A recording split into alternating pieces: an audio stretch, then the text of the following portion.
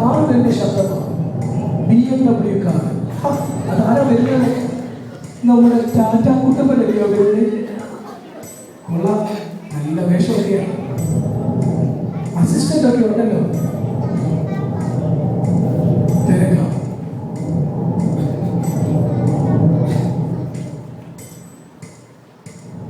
ടാറ്റ കുട്ടപ്പൻ സഹായിക്കാൻ പോവുകയാണ്. പാപത്തിന്റെ ചങ്ങലയിൽ നിന്നും രക്ഷപ്പെടാൻ പണം കൊടുത്ത് സഹായിക്കാൻ പോവുകയാണ്.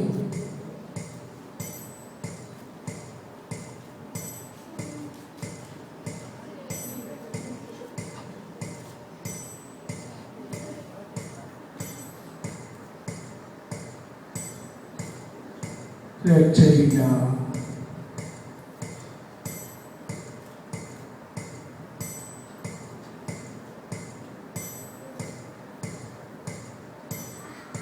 ടാറ്റ കുട്ടപ്പൻ നേരിട്ട് ശ്രമിക്കുന്നു. ടാറ്റ കുട്ടപ്പനും പരാജയനായി.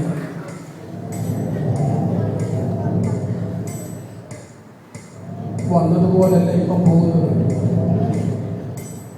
പണത്തിന്, അധികാരത്തിന്, പാപത്തിൽ നിന്നൊരു മനുഷ്യനെ രക്ഷിക്കുവാൻ കഴിയുന്നില്ല. സാത്താൻ വീണ്ടും പ്രബലനായി.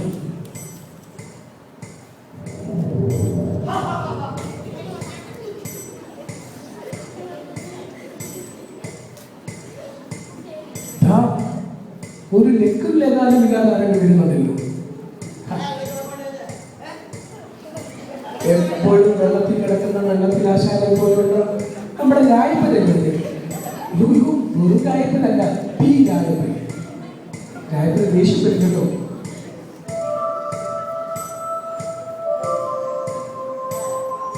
ലഹരി കൊടുത്ത് രക്ഷിക്കാൻ പോകുകയാണ്.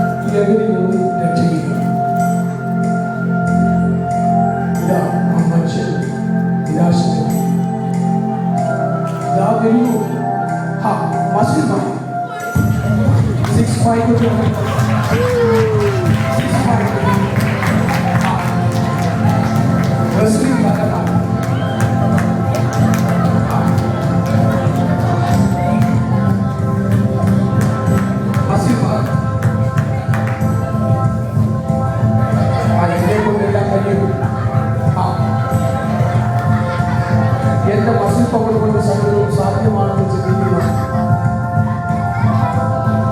6 പായ്ക്കുള്ള മസിൽമാർ.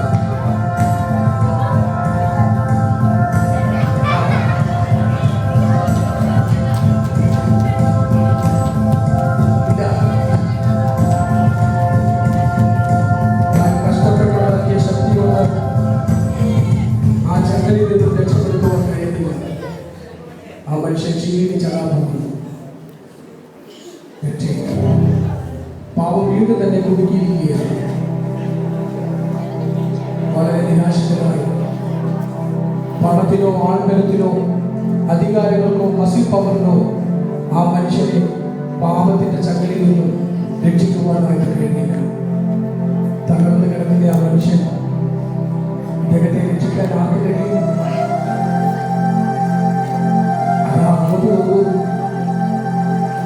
സുപ്രവസ്ത്രധാരികളായ ഒരു 4 പാസ്റ്റർമാർ അവരുടെ മുഖത്ത് നോക്കിക്കഴിഞ്ഞ് ഒരു പ്രത്യേക തേജസ്.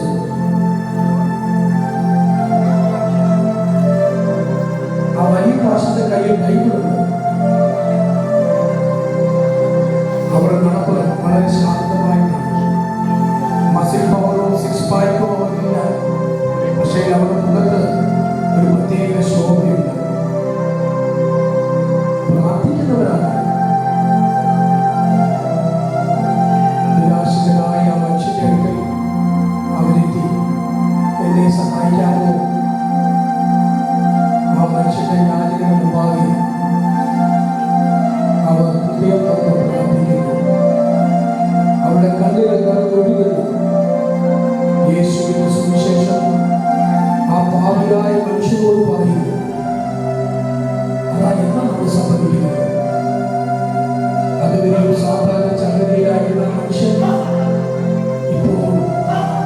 മുതൽ ഉറങ്ങുവാൻ തുടങ്ങി. അവന്റെ ചങ്ങലകൾ അഴിക്കപ്പെട്ടു. അവന്റെ മേലുള്ള ദുഃഖം ഉടഞ്ഞു പോയി. അതാ അവന്റെ പേര് ജീവന്റെ പുസ്തകത്തിൽ എഴുതപ്പെട്ടു. യേശുവിന്റെ വചനം ആ മനുഷ്യരോട് പറയുകയാണ്. യേശുവിന്റെ വചനത്തിന് മുമ്പാകെ അവർ സമർപ്പിക്കുന്നു. യേശുവിന്റെ വചനം അവന് രൂപാന്തരം കൊടുത്തു. പ്രിയരെ, ദൈവത്തിന്റെ വചനം പറയുമ്പോൾ അവന്റെ പുത്രനായ യേശുവിന്റെ രക്തം സകല പാപവും പോയി നമ്മെ ശുദ്ധീകരിക്കുന്നു. നമുക്ക് പാപമില്ല എന്ന് നാം പറയുന്നുവെങ്കിൽ നമ്മെ തന്നെ നാം വഞ്ചിക്കുന്നു. സത്യം നമ്മിൽ ഇല്ലാതെയായി നമ്മുടെ പാപങ്ങളെ ഏറ്റുപറയുന്നുവെങ്കിൽ അവൻ നമ്മോട് പാപങ്ങളെ ക്ഷമിച്ച് സകല അനീതിയും പോക്കി നമ്മെ ശുദ്ധീകരിക്കാൻ തക്കവണ്ണം വിശ്വസ്തനും നീതിമാനുമാകുന്നു. ദൈവം നമ്മെ